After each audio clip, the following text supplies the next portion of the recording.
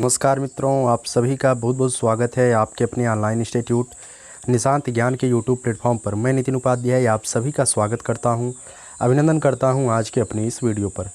मित्रों, आप लोगों के काफ़ी मांग पर मुझे इस वीडियो को लाना पड़ा। हालांकि मैं इस वीडियो को लाने वाला नहीं था, क्योंकि आप लोग पहले से ही इसके बारे में खबर पा गए थे।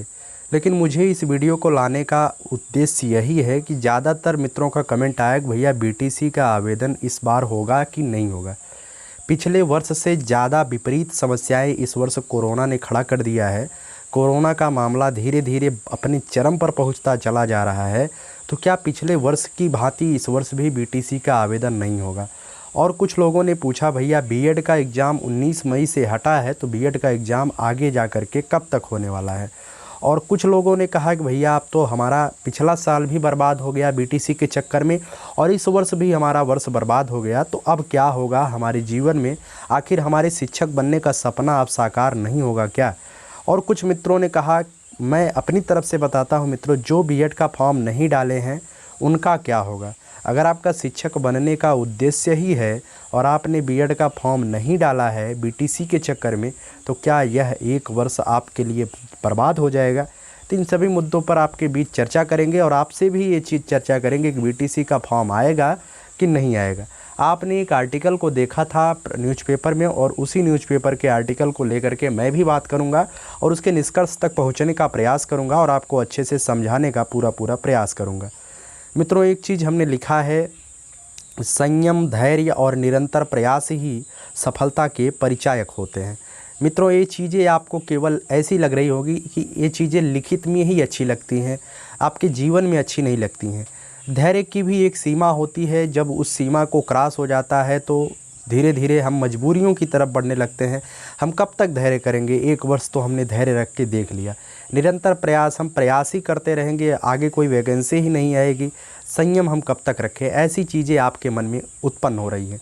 मित्रों, वर्तमान में क्या चल रहा है? वर्तमान में कोरोना काल चल रहा है, और इस कोरोना काल में आप ही का नहीं, भारत की संपूर्ण जनसंख्या इस समय जो है संकट की घड़ी में है।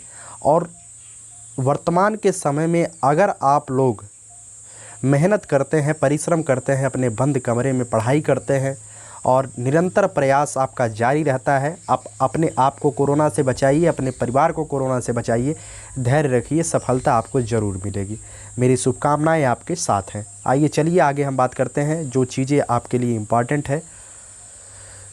बीटीसी डीएलएड 2021 से 23, यहाँ पर एक आर्टिकल पेपर में छपा था, उस आर्टिकल को मैंने चस्पा किया है। इसमें लिखा गया है डीएलएड 2021 प्रवेश पर लग गया कोरोना का ग्रहण। ठीक है, तो इस मुद्दे पर हम विशेष रूप से आपसे बात करेंगे। और यहाँ पर देखिएगा, इसे जो है पढ़ने में थोड़ी सी आसानी होगी। लगातार दूसरे साल सरकारी व निजी संस्थानों में प्रवेश मुश्किल। देखिएगा, प्रवेश मुश्किल है, लेकिन इसमें कहीं भी इंडिकेट नहीं किया गया है प्रवेश नहीं होगा। ठीक है, प्रवेश मुश्किल है, लेकिन होगा ये निश्चित है या नहीं निश्चित है, इसके बारे में भी अभी कोई निर्णय नहीं लिया गया है। लेकिन वस्तुतः जहाँ तक मेरा अनुमान है कि आपकी जो ग्रेजुएशन की परीक्षाएं हैं, वो ग्रेजुएशन की परीक्षाएं मित्रों कब तक चलेंगे? ग्रेजुएशन आपका, मान लीजिए आपके जुलाई में परीक्षा होती है ग्रेजुएशन की, मैं मानता हूँ आपकी परीक्षा जुलाई में होती है, तो आपका रिजल्ट जो है अगस्त तक आने की उम्मीद रहेगी। जब आपका रिजल्ट अगस्त में आ जाएगा, उसके बाद अगस्त में रिजल्ट आने के बाद, अब देखिएगा थोड़ा सा लेट तो होगा, निश्चित है लेट होगा, लेकिन इतना लेट नहीं होगा कि पिछले वर्ष की भांति इस वर्ष फॉर्म न आए। क्योंकि पिछले वर्ष पीएनपी परीक्षा नियामक प्राधिकारी कार्यालय के ऊपर काफ़ी प्रेशर था। वो प्रेशर था डीएलएड 2018 को लेकर के। अब डीएलएड 2018 के कई प्रशिक्षु फाइनल करके बाहर निकल चुके हैं। अब केवल परीक्षा नियामक प्राधिकारी के पास एक ही सेमेस्टर बाकी रहा है, 2019 वाला बैच बाकी है। उस बैच को अलग से निपटा लेंगे, और यह जो है नई, जिस तरीके से नया चीज़ लगेगा, नया सत्र शुरू होगा, उस पर ज़्यादा वर्कलोड नहीं रहेगा पीएनपी को। तो आपकी परीक्षाएं समाप्त होने के बाद संभावनाएं रहेंगी, और इतना ज़रूर मानिएगा संभावनाएं आपके लिए इस वर्ष पिछले वर्ष की तुलना में ज़्यादा हैं। मैंने पहले भी बताया था कि आप लोग बीएड का फॉर्म भरिएगा, लेकिन अगर आप लोगों ने नहीं भरा है बीएड का फॉर्म, तो भी आपको समस्या नहीं लेनी है, घबराना नहीं है, क्योंकि इस वर्ष प्रवेश होने की संभावना 99% है कि प्रवेश होगा। क्योंकि पहले वर्ष क्या था, पहले वर्ष हम कोरोना से लड़ाई जो हम लड़ रहे थे, उस वर्ष में पहले लहर में जो है हमारे पास वैक्सीन नहीं था, कई चीज़ें हमारे पास नहीं थी। अब वर्तमान में हमारे पास वैक्सीन है, कई हथियार हमारे पास हैं, जिसके माध्यम से हम कोरोना से लड़ाई जल्द ही भगवान की कृपा से जीतेंगे और जल्द ही आप लोगों का प्रवेश प्रक्रिया शुरू हो जाएगी। मित्रों, इसमें एक चीज़ और लिखा गया है, उस चीज़ को पढ़ने का प्रयास करिएगा। यहाँ पर मैं पढ़ दे रहा हूँ इस चीज़ को, देखिएगा। प्राथमिक स्कूलों में शिक्षक भर्ती में बीएड को सशर्त मान्य करने के लिए प्रतियोगियों को डीएलएड करने के रुझान कम हुए। जिस तरीके से बीएड को हर जगह मान्यता दी जा रही है, उसी को ध्यान में रखते हुए हर एक प्रतियोगी छात्र अब जो है बीटीसी करना नहीं चाहता है। वह चाहता है कि हम बीएड करेंगे और हर जगह मान्य रहेंगे, ठीक है। और दरअसल बीएड करने वाले अभ्यर्थी अन्य शिक्षक भर्तियों में शामिल हो सकते हैं, जबकि डीएलएड में सिर्फ प्राथमिक स्कूलों की भर्ती में प्रतिभाग कर सकेंगे। इसलिए निजी कॉलेजों में बड़ी संख्या में सीटें खाली रही हैं। खाली क्या रही हैं? पिछले वर्ष एडमिशन ही नहीं हुआ है, नहीं तो अगर एडमिशन होता तो खाली नहीं रहती सीटें, ठीक है। अब जो पीएनपी था उसने जो है शासन के पास फरवरी माह में ही प्रस्ताव भेजा था नई एडमिशन के लिए, क्योंकि आपने एक न्यूज कटिंग में पढ़ा होगा कि मार्च से जो है प्रवेश प्रक्रिया प्रारंभ हो जाएगी 2021 के सत्र का। लेकिन मैंने कहा था कि मार्च में नहीं प्रारंभ होगी, क्योंकि पीएनपी का लक्ष्य यह भी रहेगा कि 2021 के प्रशिक्षु जो 2021 में अपना ग्रेजुएशन पूरा करके आएंगे वह भी जो है इसमें शामिल हो जाएं। उनका उद्देश्य ये है। अब उनके उद्देश्य की पूर्ति तभी होगी जब ग्रेजुएशन फाइनल वाले छात्र जो है अपना ग्रेजुएशन पूरा करके अपने बीटीसी या बीएड की तरफ रुख करेंगे, अर्थात तो उनका ग्रेजुएशन संपूर्ण तरीके से पूरा हो जाएगा, तभी जाकर के यह कार्यक्रम शुरू हो पाएगा, ठीक है। अब इस कार्यक्रम को शुरू करने का मेन उद्देश्य यही रहेगा, 2021 के कैंडिडेट इसमें भाग लें।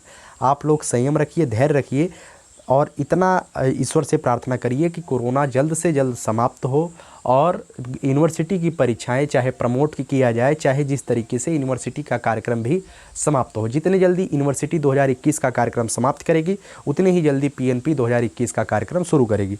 बिना 2021 के यूनिवर्सिटी कार्यक्रम के समाप्त होने के पहले पीएनपी जो है बीटीसी का प्रवेश प्रक्रिया नहीं शुरू करेगा, यह निश्चित है। मैंने पहले भी बताया था और आज भी मैं बता रहा हूँ, ठीक है। और आप लोगों से एक चीज़ और करनी है। मान लीजिए मैं यहाँ पर जो है बीएड के बारे में थोड़ा सा बात कर लेता हूँ।